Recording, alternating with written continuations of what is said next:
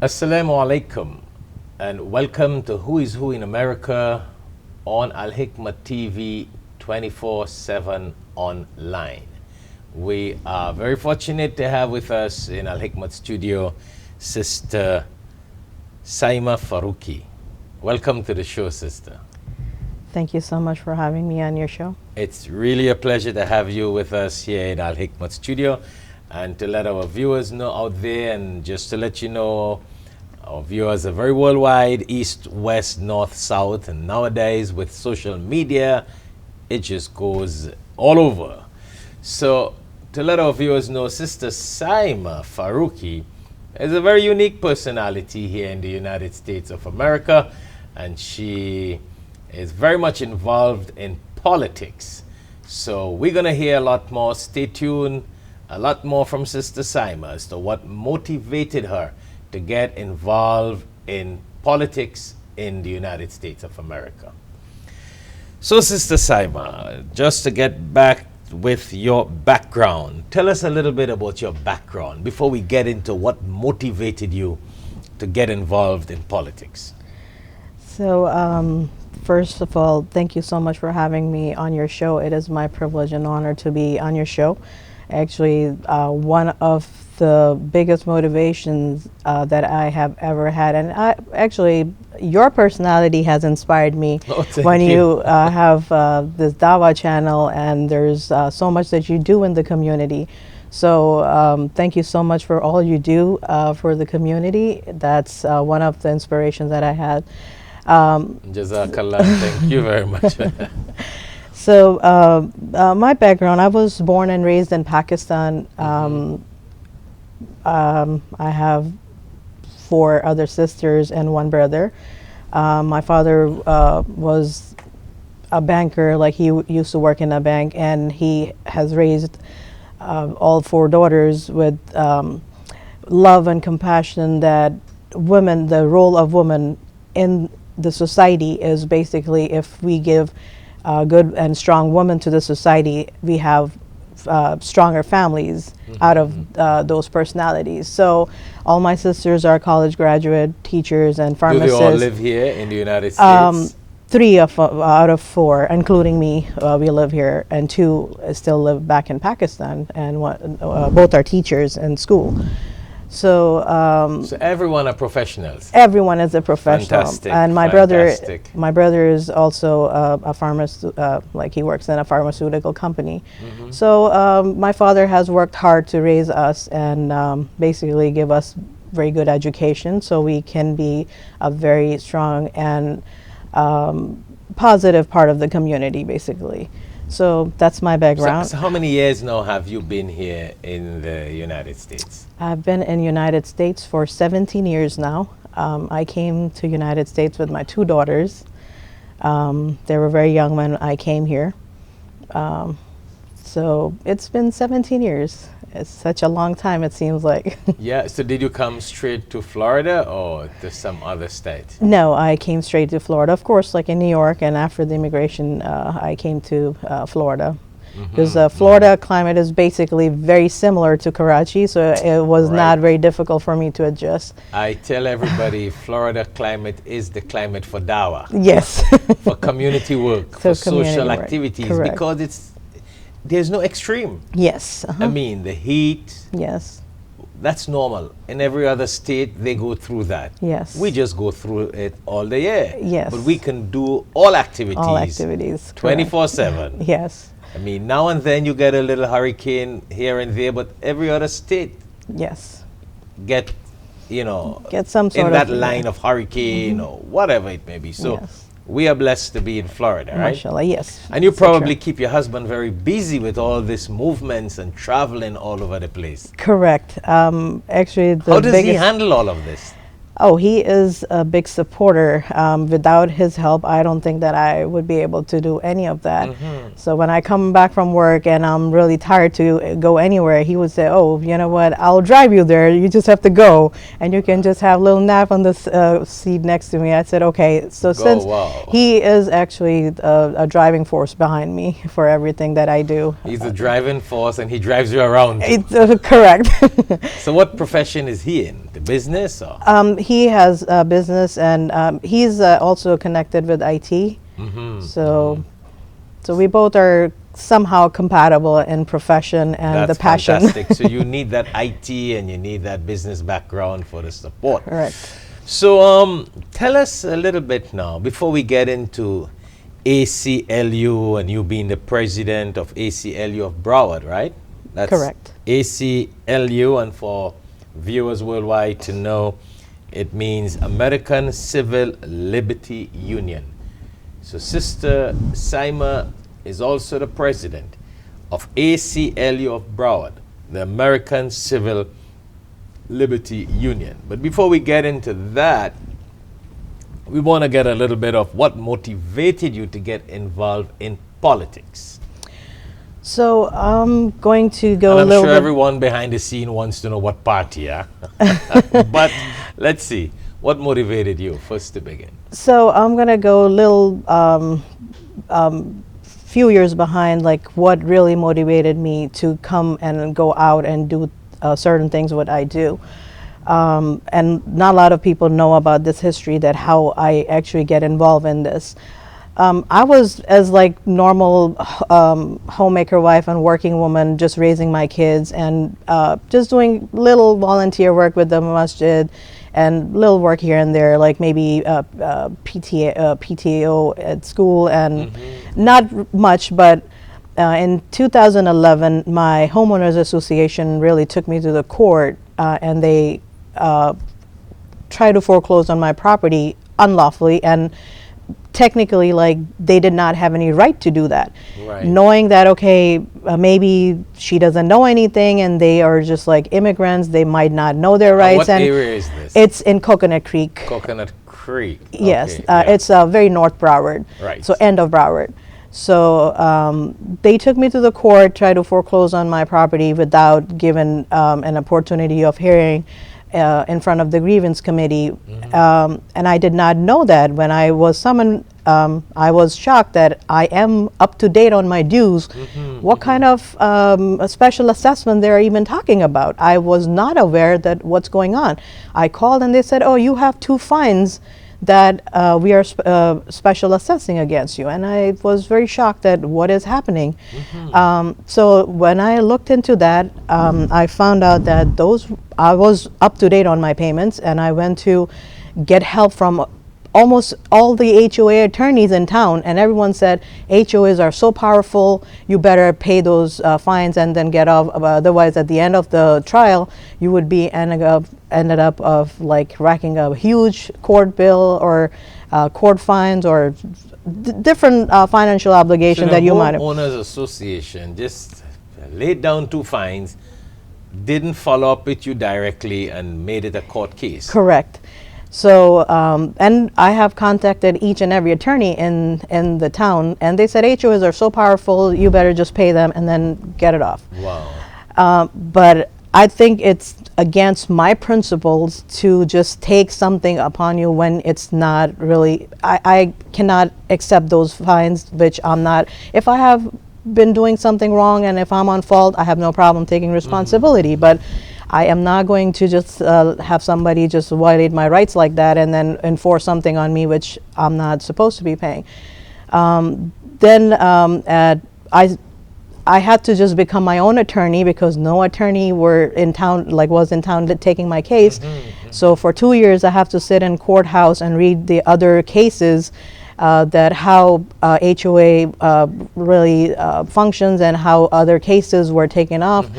At the end, when I read my case, I said, okay, the statute says that you are supposed to be getting a hearing in front of the grievance committee before HOA can impose any fines. And I said, where is the grievance committee? My HOA does not even have grievance committee. So how they're going to impose those fines?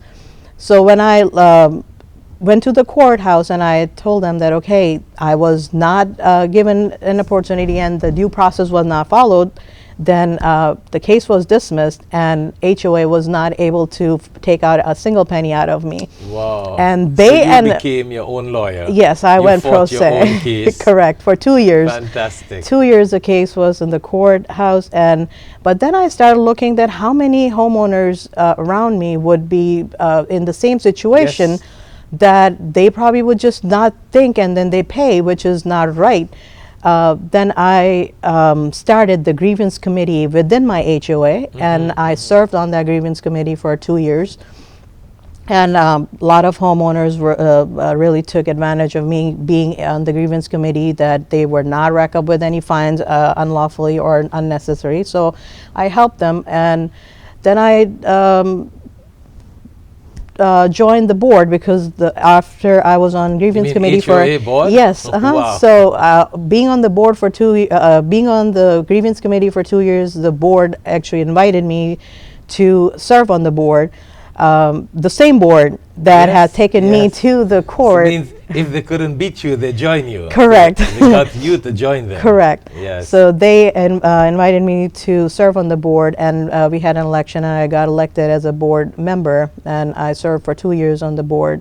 Then I started looking around that when I got involved with the board, then I got involved with the city, and then then county. So that's how I just started going to different places, and I said, okay, there are so many things that I see a really dire need of like getting involved and see the process, that what's going on and how we can fix that and how can contribute towards those problems and really make a positive no, that makes difference. a lot of sense. So you saw the need for community services, you were there, you did it. Correct. And you saw the importance of someone getting out, and of course those are different associations here and there, but getting involved in the political arena now puts you in making policies that can help people in a bigger field. I mean, that is phenomenal. That is because, I mean, having a lady in hijab, dressed Muslim, getting in politics, that's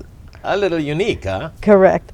So that's when I was on the HOA board, I got a chance to contact Tallahassee, and then I started learning the process, that how those laws are being made, and then that motivated me to run for the office. And in 2018, I ran for Florida State House. Unfortunately, the results were not as I expected. Yeah, well. I was a first-time runner, so I didn't really win, but I have learned a lot, and I have gotten a lot of support. That I got 21%. For the first time candidate and running against an incumbent, and I got 21%. So and a Muslim in hijab, and a Muslim in with hijab. all the Islamophobia and everything Correct. happening here in the United States of America. Correct. And you are making and taking that challenge. I mean, that is unique. Correct. It was a very positive experience. I have learned a lot, and then So Florida State Representative you were going up for. Correct. What district? It's District 96. District 96. So presently now, what are you going up for? Right now, I have not announced my campaign. Okay. So but we won't announce yeah. So hopefully, pretty soon, near future. Good. I have good. intentions to. Well, that's good to have the viewers and everyone else in suspense, and even the local competitors and those who are out there to challenge. They will all be wondering, what are you going up for? Yes. Which area? Representative, Florida State, Congress. Nobody knows what's going on. Correct. That's how it happens down here. So tell us a little bit of your experience there in the political platform. So When I mean experience, I mean, yes, you told me about the experience with your HOA, but you know, some of the things that you really benefited from and you think that people can benefit from by you getting involved in politics, by being a representative, a political representative, if I want to put it like that. So basically, like like we have been living in United States for so many years. Like I have seen different families, they have contributed in various different ways. We have doctors, engineers, IT professionals. Like I'm an IT professional as well. So Oh, when we didn't say that before. okay, so my job, I work for Geek Squad basically. So sorry, I'm a little sidetracked, what is but Geek Squad is a IT company. It's if you go in Best Buy, you would see a kiosk at Best Buy. It's a service department for Best Buy. So the electronics that Best Buy sells, we service those electronics. And we are a service company within Best Buy. IT Geek Squad. Geek Squad, correct. How you spell that? GEEK. Geek. Geek. Yeah, I think I saw that. Yes. So in 2006, I was the first female hired by Geek Squad in South Florida. Oh, you're kidding. As a technician. We didn't really have any female agents at that point, but we had all male dominant area. And when I went there for interview, people were just surprised. They were just looking at me, "Are you applying for a Geek Squad technician?" I said, "Yes." So I actually went to school for business and computer science.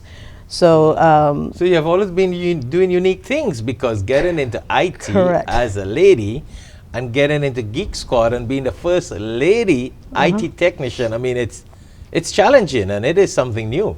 it is actually in South Florida. As I said, South Florida market, I was the first CIA, which is a counterintelligence agent. We have our rankings in With Geek Geek Squad. Squad. With Geek Squad, yes. I like that. So we have rankings like a squad. So I was the first female they ever hired in South Florida market for technician. It's been 14 years I have been with. So what do you actually do in that technical world? I mean, So- I'm just asking again for viewers to benefit, because I mean, we have a lot of viewers worldwide, and they might be sitting somewhere in Japan or China or Pakistan, Bangladesh, the Caribbean, and they're like, "Wow, the sister in hijab dressed, and she's a Geek Squad technician. So what does she really do?" So we, I personally fix all kind of computers, like even building a gaming computer to fixing, replacing the board, the drives, the RAM, anything. Wow. So if you just bring the computer and the parts, I can just take out all the guts and put it back together and Also, then you fix build it. games and everything. I don't build games, but like the gaming computer. So computer, yes, in yeah. the computer, like the hardware part. Right. Yeah. And the installation of programs, which is also include the gaming, like installing games and stuff. That's part of the job, and networking, troubleshooting and fixing. Recently, Best Buy has joined with Apple to fix Apple cell phones. So if you have a cracked screen, if you have to replace the battery on your Apple phone, you take it to Best Buy, and I'm one of the technicians who does that job there. So that is interesting. so they I made never us- knew that. I've been seeing you around for many years now, but I never knew that you were in. Yes, I You're work a for. technician. So that also tells us why you are so creative and doing, using your initiation to get involved in the homeowners association. Because I just wanted to know, most Muslim women are not like that. I think my father has raised me like that to break the stereotypes. Like if someone says a woman cannot do it, then my father would just push me. No, you have to do So it. you really did it. You did technician Correct. or technical services, Correct. politics. You became your own lawyer in the court. Correct. I mean, that is unique, and I think, but you should be selling those stories out there. I'm honest. I didn't hear those stories. I didn't read about it, and I think that's important. I mean, that's what Al-Hikmat is all about. I love that. We will promote this, but I think that is so fascinating. A lot of our women out there will be motivated that you were brave enough to stand in court and stand for your rights, because you were honest, you were sincere, and it should not have happened.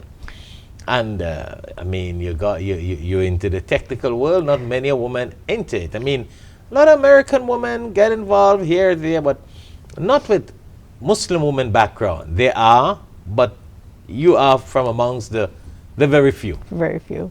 Thank you so much for that compliment, and that actually gives me more motivation to do unique things, so that we can really bring Muslim women profile a little higher. That Yeah. we are not really oppressed, and the hijab is no sign of any oppression. another fact about me that I really have never wore hijab in my life. I was not raised wearing In hijab Pakistan? in Pakistan. Oh, wow. So I recently, like maybe 5 or 6 years ago, I started wearing hijab because in this country I felt like when girls were taking hijab off because of out of a fear that they're not secure and they're identified as a special religious group, then I decided to put this hijab on my head as an identity and as a freedom of practicing my religion and my values. So that's how I started wearing hijab like 5 or 6 years ago when Wow. girls were really taking out of hijabs like out of fear. Then I decided to put it on. Unique because while a lot of people are wearing it because the husband said wear it and the parents said wear it, you wear it because it is necessary to wear and you wanted to have the true Muslim identity. Correct. And want it to be thoroughly understood Correct. that you are wearing it because of the purpose of wearing the hijab, not because Correct. anyone forced you to do it. No, I felt the spirituality at that point, and then I looked around and I saw why the things are happening in this country where we are free to practice what we want to practice. So it's kind of a sign from Allah, I guess. Of course, it's a that guidance from guidance Allah. from Allah, It's from and the then mercy of Allah. and then But do I've- you know what is very interesting? The hijab really gives you a strength of identity. correct, You are more unique correct, than the regular numbers out there. I'm not saying for our viewers anyone to feel offended, but with the hijab it creates some more strength and eminence and prominence.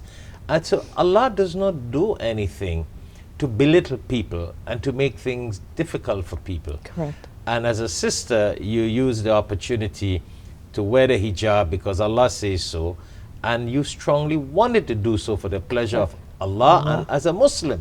correct. And that is important because a lot of women do it because they're forced, and if they get the opportunity not to do it, they're the first to take it off. Correct.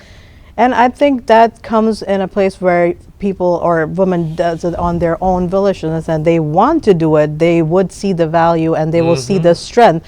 And I think hijab should not be something that should be forced upon women. Right. It should come from Of course. inside. So recently we were talking about World Hijabs Day. So I said, yes, I wear hijab, but I also want to show solidarity to the woman they're forced to wear hijab, because it should not be forced upon. It should be, we should be just telling them the value, and when they feel, they will do it. So it goes both ways. Definitely. No, I mean, that's my strategy and my style or pattern in spreading the message of Islam. Correct. And just not to just leave it as mine, I'm just saying I do that because what I have learned in Quran and Sunnah. And I want to say that because a lot of people tell me sometimes that I am too moderate and too liberal. But when I look at the Quran and I look at the Prophet Sallallahu Alaihi Wasallam, he never beat his kids. Correct. He never slapped one of his wives. He was never harsh. He was never hard. He never dictated to people. He never forced people to pray. He never forced people to dress. He never forced people. And he was the person that Allah sent to implement these laws. Correct. And if he did not use that methodology, then why should we do that? He encouraged people. He educated people. He motivated people. And they were just running to do it.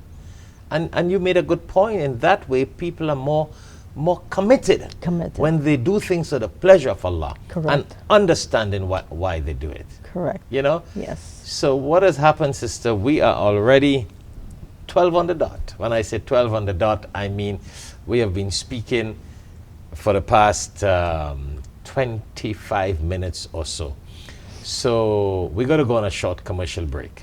When we get back, I would really like you, as the president of ACLU, the American Civil Liberty Union, and I want to make sure I get the name correct, of Broward County, as the president, to share with our viewers how you became the president, what are the activities of this civil liberty organization as a Muslim sister and as a leader. So stay tuned. When we come back, we will hear a little more from Sister Saima Faruqi, her position as president of ACLU in America here, Broward County, And those of you who have just tuned in, you will hear some more of her unique personality, because she had been talking of being in IT, being her own lawyer case, politics, etc.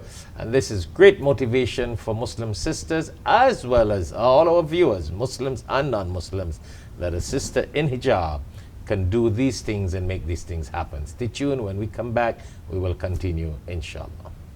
Assalamu alaikum. Allah gives hikmat, wisdom, to whomsoever He wills. And whomsoever is given wisdom is certainly given a lot of good. Only the people of understanding will benefit from the reminder. Tune in to Al-Hikmah TV for khutbahs, lectures, and Islamic reminders. Assalamu alaikum wa rahmatullahi wa barakatuh.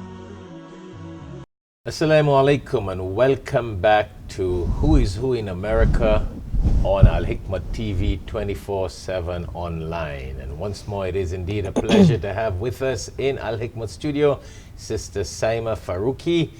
And Sister Saima Faruqi has a very interesting background as a sister in hijab, IT specialist, technician, politics. Very interesting for our sisters there, and brothers, sisters, fathers, husbands, community people. It's very interesting talking to Sister Saima. So Sister Saima, let us know a little bit. We have spoken about your background in the previous conversation before the short commercial break. Tell us about this ACLU, American Civil Liberty Union. How did you become president of this organization, and what does this organization do? We're going to get into that. So thank you once again for having me on your show. So the ACLU is a world, nationwide organization, and we have been around for almost 100 years. We recently celebrated our 100th anniversary. So it's in the years following World War I. So ACLU is about 100 years old. It is. Maybe because we always hear of ACLU in America. Correct. So the people who really don't know the background of ACLU, so a little history about ACLU, that after years following World War I, America was really gripped out of the fear of communist revolution that happened in Russia. And the fear was that it's going to spread in United States as well. So, and around November 1919 and January 1920, which also called as Palmer Raid era, when Attorney General Mitchell Palmer, he really started raiding and arresting people without giving them any constitutional rights, like arrest without warrants, and without giving them any opportunity of getting out of the situation. And the way those arrested, they were held in worse situations. They're in kind of like in the a small group of people started this organization, and they just took a stand and started this organization to protect the civil liberties of people. And then ACLU have evolved within the years from a small group of people. Of course, because every time you hear something happening in America, you see ACLU representatives, right? Correct. So then ACLU has evolved from a small group of people to a largest premier of defending the U.S. Constitution in the United States. And we have about 1.5 million members and 300 staff attorneys and thousands of volunteer attorneys working for ACLU, and they're really working towards protecting our civil liberties day and night. So my involvement in ACLU, I was kind of like a paying member for a little bit, and then in 2016, when the government took over, like the new president came up, then I felt that as a woman, as a Muslim in the United States, as as a minority, as an immigrant. So you were a member of ACLU? Yes, How I was many just years before? I guess I was maybe a couple of years that I was just a paying member of ACLU, and you don't really have to pay too much to be a member. Like a small donation, a small contribution makes you a card-holding member. Interesting. So, and then But that was very interesting that you just became a member of ACLU. correct. Because there are a lot of Muslims who are not members of ACLU. Correct. So it's just like when I look around, as I said, when I was going through my HOA thing, that I looked around and ACLU came up in the list of people that where I can get help. Yes. But then I read about them, so I saw that, okay, that's only civil liberties, and of course my problem is a personal Yes. on a HOA level, so they might not be the right channel to go to. But I knew about ACLU in like around 2011 when I was looking around. So, but the work that I read that they do, that really inspired me, and I said, okay, why not just like pay them a little bit, and then and then that's how I started learning about ACLU. But my involvement with ACLU was like going to the meetings and stuff was around when the new government took over, and as a minority woman immigrant, I felt that my rights might be violated in several different ways, and then Muslim ban came up.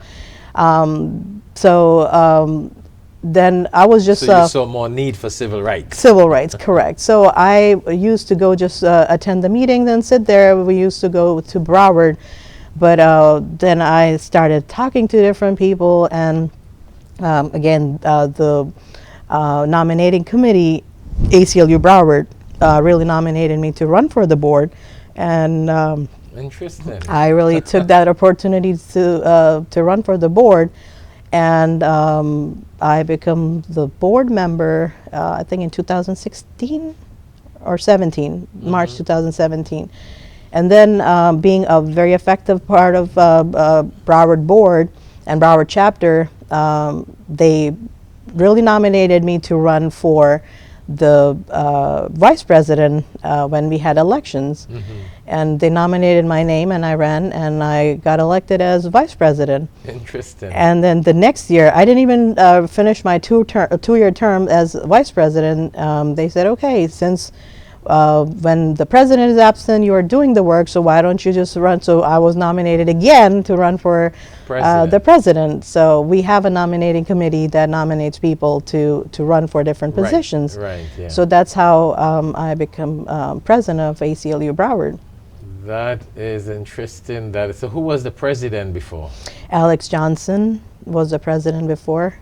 Alex Johnson. Interesting. So what are some of the things that ACLU does? Because of the fact that we have a lot of international viewers, we really got a lot of international viewers. So they're probably sitting there somewhere in Africa and in China and Dubai wanting to know, okay, what does this sister do as president of ACLU, American Civil Liberty Union? So basically, the ACLU works towards protecting the civil rights of people, like constitutional rights, which is freedom of speech, freedom of religion, freedom of practice, freedom of expression. So different than, so whatever that Bill of Rights give us, like ACLU is there to protect.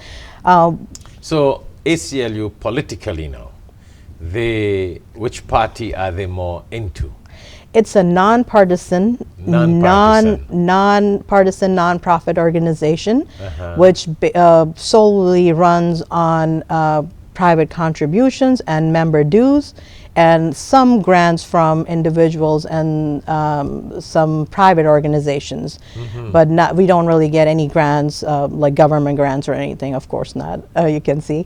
Definitely. So it's basically like people-driven organization. So whichever Republican or Democrat, whichever one comes up with something that does not look nice, correct, and does not go down good for people and for the betterment of the citizens in America, ACLU will get on their case. Correct. Is that what we're saying? Correct. I mean, most of the time we're asked the question that the very controversial groups that we have represented and really protected, We not necessarily agree what they stand for or their ideas, but we are there to protect their freedom of expression and basically freedom of speech. There are some groups like KKK. There are some groups like American Nazis, and even a Nation of Islam.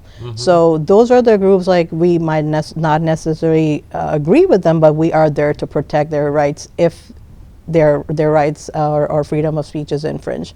So that's basically ACLU does. But let's get into a little hot seat to the politics on it now. How does ACLU work with Mr. President Donald Trump? So do they get on his case on issues, or is it on the Republican side? What do they do? So as I said, it's nonpartisan, so we don't really take any part in any political party.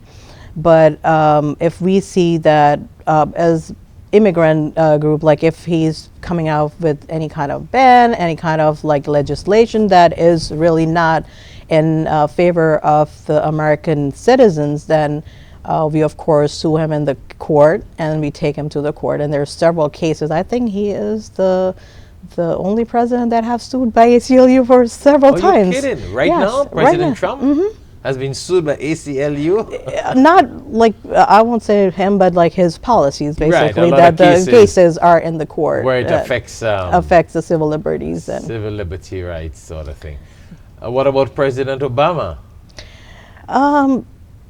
I can't really. I suppose it'll be the same thing. If Oh yeah, of course. There's someone from the Democratic Party does something that affects civil rights, rights. then they will Correct. because that's what they stand for. Correct. So as I said, it's nonpartisan, so we don't really see the president belongs to which party. If there's something needs to be addressed, ACLU would definitely have addressed. And the members of ACLU, they agree on that. Correct. That even if it's a party that they belong to, they stand for what is right Correct. and what is better for civil liberty. We have members from both sides. We even have members like independent. So without any party affiliation or anything, we have members all across. So. I think because to do civil liberty rights activities, you gotta belong to both parties. Correct. You cannot be one-sided. It will just not work because the people that you are technically serving, they will be from different parties. Correct. Yeah, interesting. So what else would you like to share with our viewers? We have 5 minutes or so to wrap up the program. So I just would like to say that when I actually want to request my viewers that whenever anyone sees something that is not right, I would say raise their voice without thinking that it's not their issue. It's not. So if I stand for any kind of issue that if I see different communities that have been affected, I don't really care that I'm Muslim and I belong to a certain group or whatever. If someone's right is infringed, like I have to raise my voice. So I would really request people to, when they see something, please raise their voice. Please say the right thing is right and wrong is wrong, and nothing is above the law. So if we just uphold the Constitution and then really give people rights and freedom of speech and what they really want to practice, let them do it regardless whatever group they belong to. So it's just a request that whenever people see something, just say something and really just stand with people they really need help. As long as it's done professionally within the law. Correct. And proper procedure. Correct. You know, because some people just go around doing things, wild, and they get nowhere. They cannot achieve anything. They cannot accomplish anything. Correct. But, if you do it professionally and within the rights of the law of the land, I think you're all okay, right? Correct. And that's what we're saying, that you need to stand for the rights of people, not only for yourself. Correct. And as a Muslim, that what I believe is that because I am in this country by my choice, then I have to abide by the law of the land. Yes. So the law of the land is the supreme law, which is the Constitution. So I have to abide by that. If people have given rights according to the Constitution, then we have to uphold that, and we have to help them really get their rights out there. So that's what you call hukukul ibad, rights of the Hukukul people. ibad, correct. And that is really nice as a sister. I mean, Allah bless you, and may Allah continue to bless you. And of course, we can't forget your husband and children, who are your major support Of course, and backbone and all these things, because as a lady, as a sister, I know it takes a lot of time. It could be very stressful. It can be a big headache at times to be running into all these programs and activities and social services. I mean, that takes a lot. Correct. It's really commendable. Allah bless Thank you, you. and you are really unique. I cannot forget does everyone know about you and your IT background? Not a lot of people know, but when I go to the meetings in my uniform after, because I carry a badge, Right. which is an agent badge, which really looks like an FBI or like a services badge. The It Geek says Squad Geek badge. Squad badge. It says Agent Faruqi. So when I wear my badge and go in my uniform after my work, if I'm getting late to be in the meeting, then people, oh, you work for Geek Squad, and then people are very surprised that as a woman, hijabi, and I'm working in that field. So it really gives me a sense of accomplishment, and then really motivation that we can do anything if we want to. It So just do you do programs for sisters and young girls and students, etc.? So we did couple programs in our, like in the local mosque at MJM, and that was basically for anyone, mostly for senior citizens, to know the cell phone, how to use the smartphone, and how to protect their data, like from online activities and unauthorized access, and how to protect their privacy on their cell phones. So I did a couple of programs like trainings at the local mosque, and I went there and I just taught the... That's nice. No, that's fantastic, because I'm thinking if you only start repairing phones, you'll have so many broken phones with their glass broken. Correct. I don't understand why every second phone, that screen is broken. That's how Bad company management. makes. Yeah, that's how company makes money. And Like if that's they how would they- just make something very durable, who's gonna buy a new phone? And then So nobody will have a job, right? nobody would have a job. I like So that. everyone I like have to that. make money, but there are so many things out there to protect your cell phones, Of like course, cases and of stuff. course, yeah. And then of course you get a protection plan, and then it's fixed. Yes, So yes. But I think as we conclude, you are very ideal to do motivational speeches to sisters especially. Sisters especially, I mean, community, yes, but a lot of our sisters might be wondering, where am I heading? What should I do? Should I go into business? Should I become a doctor? Should I become a lawyer? Should I become... A lot of them are just duplicating. Correct. And are getting frustrated. And then, boom, they get married, and that's the end of all their career. Correct. So it might be very energizing for some of these sisters and mothers that in the community, that you can start motivating people with your background and what got you involved in ACLU, Geek Squad, fighting your own HOA, Home Owners Association case in court, running for state representative, and you still have it as a secret what you plan to run for, right? yes. So you must think about that, not just the Geek Squad thing. I think you should start doing career motivational speeches to our youngsters in some of the schools and mosques, and I will have to do some recommendation for that. Sure. Thank you so much for that. I will pass the message on to some of the people to invite you to do that, inshallah. I really didn't have much television or camera exposure, but the people who know me in the community, especially girls, I do have talks with them, and I tell them that, kind of like to motivate them privately, that we can do whatever we want to do, and we live in a wonderful country where our rights are really protected, and we are protected here to do whatever we want to do. So we are really in a dreamland here. Definitely. So it's a wonderful country. that I am very blessed to be in. And of course, my family and my kids and my husband's and my father's support, it is really a blessing for me. And that's why we enjoy doing this show, you know, on Al Hikmat TV, Who is Who in America. We talk to people like you, global issues. We talk on controversial issues or educational issues, interfaith issues, my journey to Islam. Because I think that we can use social media. We can use social media as we sit here. We can get this message out to thousands of people throughout the world. Correct. And you never can tell whose heart you would have created an impact on, and they'll be motivated to do something good, better, for the pleasure of Allah and for humanity and the community. Correct. Yes, sister, so you got a couple of seconds. So I think that's the best dawah that we can do, that we can just really like tell them with our own practices that what we believe in and what we stand for. And that's the best dawah, I guess, that people do. They know me, they know how I go, even at work. It's been so many years that people know, and they know about my religion now. They ask me questions, and that's how I am able to educate them and what we believe in. I think that's the best dawah in my own head, that I so it on my own way. But thank you so much for having me on your show. welcome. It is my privilege and honor to be here, and then again to express and tell people what I really do. I think not a lot of people know too much about me. I didn't know. All I knew that you were involved in politics.